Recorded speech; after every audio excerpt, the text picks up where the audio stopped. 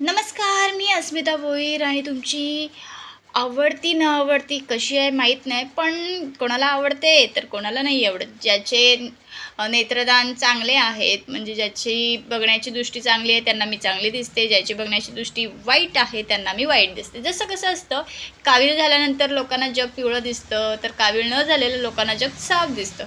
तेच पद्धत आहे. बरोबर ना? तर आता मी आहे अलिबागमध्ये. कालच माझा दौरा होता अलिबागमध्ये.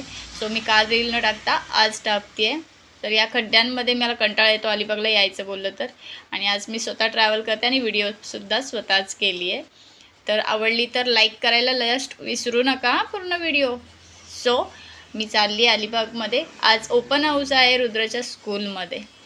सो त्याला पाहिजे मीच स्कूलमध्ये आलेली. तर आज मी चालली आहे स्कूलमध्ये KES Namita Naik English medium.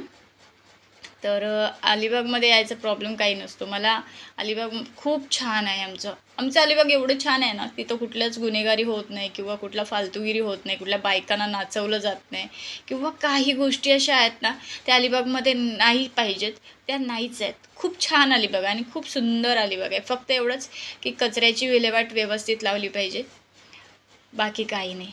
तर ही माझी आवडती स्कूल आहे, माझं कॉलेज. मी इथं 11वी-12वी केले आणि तिथं आता माझा रुद्र स्टडी करतो आहे फर्स्टपासून आता 7पर्यंत. आणि पुढंसुद्धा त्याचं शिक्षण तिथंच होणार आहे. आणि मेन गोष्ट अशी असते की माझं स्वप्न होतं मी 12वी करावी, कारण की मला पोलीस भरतीमध्ये जायचं होतं म्हणून.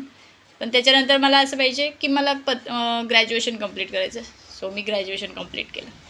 मी जेव्हा अलिबागमध्ये येते तेव्हा या ज्यूस सेंटरला नक्की भेट देते, कारण मला ज्यूस प्यायला खूप आवडतो आणि ते पण मिक्स. असं नाही की एकच पर्पज पाहिजे, मला मिक्स ज्यूस आवडतो आणि आम्ही दोघं पण हे एक शॉकिंग आहोत की आम्हाला पाहिजेच. तर आपल्या छत्रपती शिवाजी महाराज सर्कलच्या समोर हे स्टॉल आहे ज्यूसचं. तर तिथे भेटून जातो.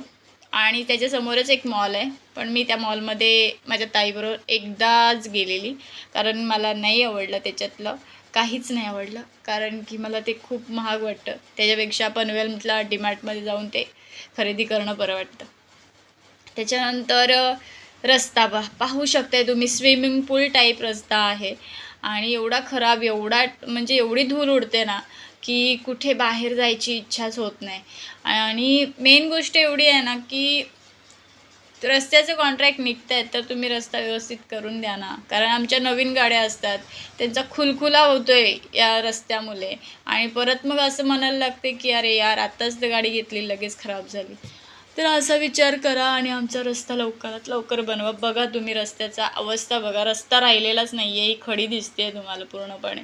मी लहान आहे खूप या गोष्टीत बोलायला, पण प्लीज हा रस्ता लवकर करा, जेणेकरून ही ट्रॅफिक होणार नाही.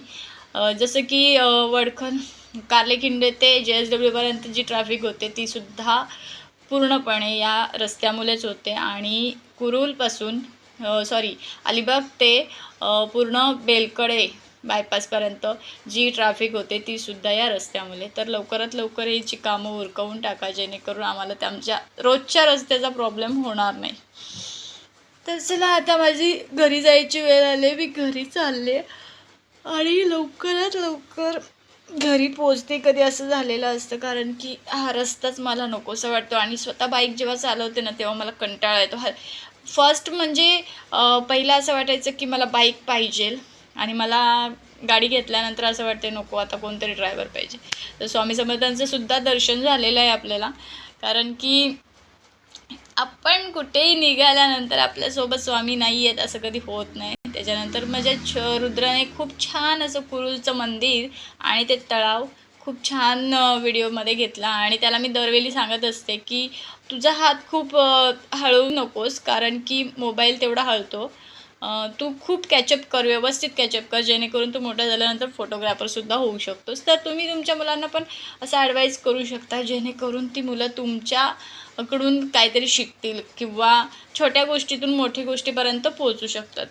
तर चला, बॅक टू होम.